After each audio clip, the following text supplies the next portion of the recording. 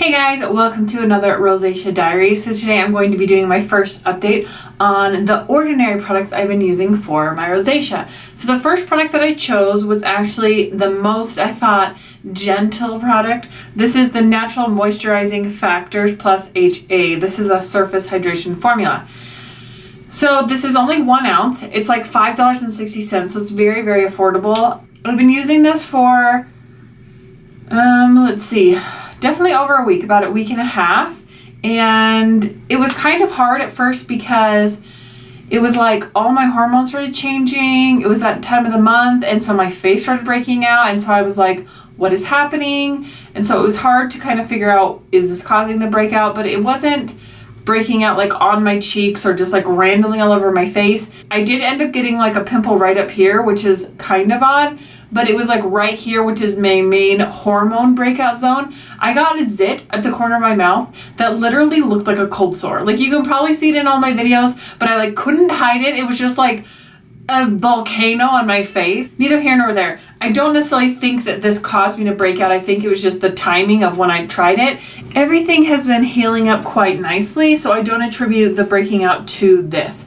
Now, as far as what I think about this moisturizer, it is super light. It is way lighter than what I prefer. It's probably good for someone who has acne prone skin because it is so light, but it definitely wasn't moisturizing enough for me to feel like it was a good nighttime moisturizer. When say hi, say hi. She's waving.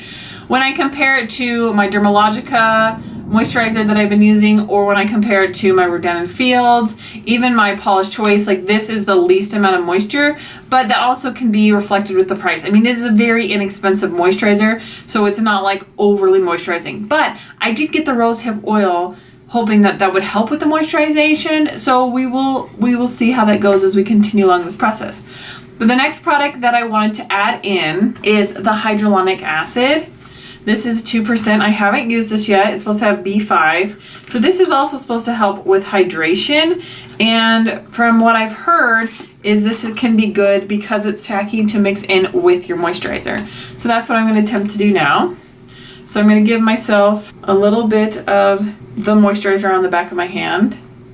You can see it has a little bit of a grainy texture to it, but it doesn't really come out that way when you rub it on the face. I don't know why it looks that way. Let's see if I can do this mom way with one hand. So I'm going to put a couple drops of the hyaluronic acid. Well, actually, 1 drop is plenty. 1 drop is plenty. Here's what I've got on my hand as far as the drop and the moisturizer. I'm going to kind of rub that together, and I'm just going to apply it to my face.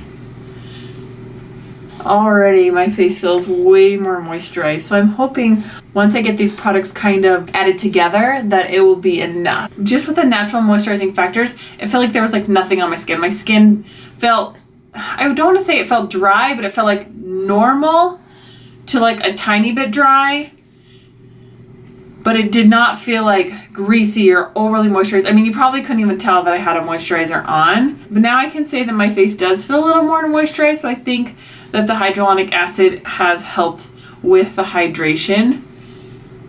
Makes my skin feel a little bit more plump. Here's a close-up look of how my skin is looking. I mean, I definitely have to address all these like hyperpigmentation and texture issues, but I'm so nervous about my whole face just erupting that I want to take it super slow. I'm nervous to try some of the other products, but hopefully this will go well. If this hyaluronic acid goes over pretty well and I don't have any breakouts out of it in the next couple of days, I may start to add in another product, and then I'll just post this update, and then we'll start with something else. I feel like these ones were gentle enough. I have used hyaluronic acid in the past and never had any issues, so I feel like I could kind of combine these for this first video, see how it's going, you know what I mean? That is all my update for today. Little Miss seriously wants to just wave. It's morning, so she's in her jammies. Say hi. Say hi. Alright guys, so it's time for my final update on my hyaluronic acid. So when I first showed this, I mixed it with my moisturizer, which it's not really supposed to be done. I knew she mixed this from Fyra's website. She mixed this with something, but it was a vitamin C serum. It wasn't her moisturizer. So I'm going to retract that. So that's probably why it was so like thick and stuff. I was like, what is happening? So I have not been using it that way. So I put this on first and then I'll follow with a moisturizer. I do feel like it's left my skin a little bit more moisturized, but I'm definitely excited to introduce the rosehip oil eventually so I can get deep nighttime moisturization to my skin. Although I have had a little bit of like acne here and there, I don't feel like either of these like made me break out. Like I don't feel like anything on my face like was caused from these products. It's just kind of how my face is. I don't know that it's really made a difference in like the texture or the redness of my skin. I feel like my skin looks pretty much the same as before I started using it. I am still noticing a lot of texture right here, and I know there's a product I'm going to be using a little bit later on that will help address more texture issues. But overall, I don't feel like this has done anything to really help improve the redness. I still feel like my nose is as red as ever. It's more red than it has been with using other rosacea products. So I don't think it's like causing it to be red. I just don't know that it's like really like helping a lot. Would I purchase this moisturizer again? If I needed something on a budget, I would, because it's fine, but I don't feel like it's like something that I would just rush out and be like, yes, you have to get this, it's so good. Now the hyaluronic acid I think works as good as other hyaluronic acids I've used. I mean, it does help moisturize, and I think a lot of the benefits are kind of hard to see. I would definitely purchase this again because as far as hyaluronic acid goes, I feel like it's a good deal. It's a good price for it. So I'm going to basically wrap up this video and tell you what the product I'm going to be using next time.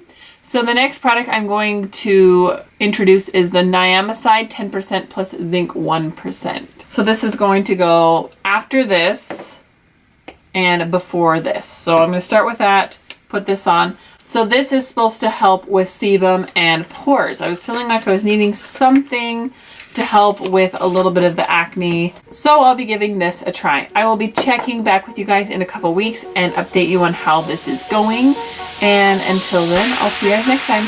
Bye!